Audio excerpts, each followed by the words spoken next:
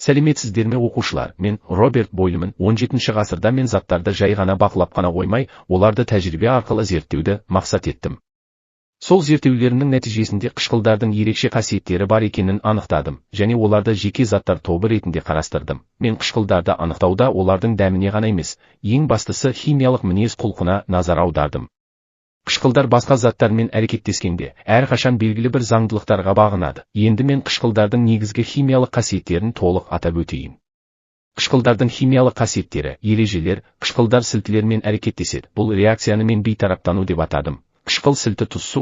Реакция нәтижесінде ортаның қышқылдығы жойылып, бейтарап орта түзіледі. Қышқылдар индикаторлардың түсін өзгертеді. Мен тәжірибеде байқадым. Лакмус қышқыл ортада қызыл түске, метилоранж қызғылт сарыға, фенолфталеин түссіз күйге енеді. Бұл белгі қышқылды тез анықтауға мүмкіндік береді. Қышқылдар белсенді металдармен әрекеттеседі. Реакция кезінде сутек газы бөлінеді. Қышқыл металл тұз. Бұл құбылысты кейінірек Николай Бекетов терең зерттеп, металдардың химиялық белсенділік қатарын жасады. Қышқылдар карбонаттармен әрекеттеседі. Бұл реакция өте айқын өтеді. Қышқыл карбонат тұз су көмір қышқыл газы бөлініп, көпіршіктер пайда болады. Бұл қышқылдың бар екенін бірден көрсетеді. Қышқылдар кейбір тұздармен әрекеттесе алады. Егер реакция нәтижесінде тұнба, газ немесе әлсіз электролит түзілсе, химиялық реакция жүреді. Осы қасиеттердің барлығы қышқылдардың табиғатта да, тұрмыста да маңызды екенін дәлелдейді.